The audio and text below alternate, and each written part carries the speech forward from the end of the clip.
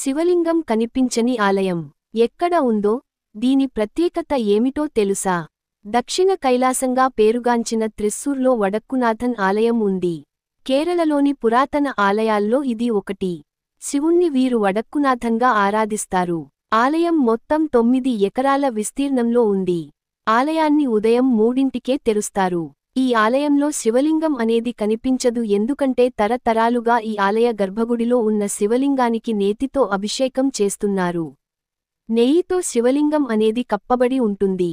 ఇక్కడ విశేషం ఏంటంటే ఇప్పటికి వరకు శివలింగం చుట్టూ ఉన్న నెయ్యి అనేది కొన్ని వేల సంవత్సరాల నుండి కూడా కరగడం లేదు. ఎన్నో రోజుల నుండి ఉంటున్నా ఆ నెయ్యి అనేది దుర్వాసన అనేది రాలేదు. మరో విశేషం ఏంటంటే వాతావరణ మార్పులు, అంటే శివలింగానికి వేడి తగిలినా, సూర్యరశ్మి తగిలినా, ఎండాకాలంలో సైతం కొన్ని వేల సంవత్సరాల నుండి శివలింగం చుట్టూ ఉన్న నెయ్యి అనేది కరగడం లేదు. అయితే ఇప్పటికీ కూడా ఇది మిస్టరీగానే ఉండిపోయింది. ఆలయ చరిత్ర ఏమిటంటే విష్ణువు 10వ అవతారమైన పరశురాముడు ఈ ఆలయాన్ని నిర్మించాడని స్థానికుల నమ్మకం. ఈ ఆలయానికి 1600 సంవత్సరాల చరిత్ర ఉందని చెబుతారు.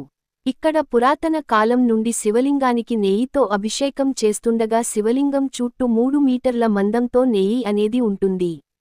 అందుకే ఈ ఆలయంలో శివలింగం అనేది కనిపించదు.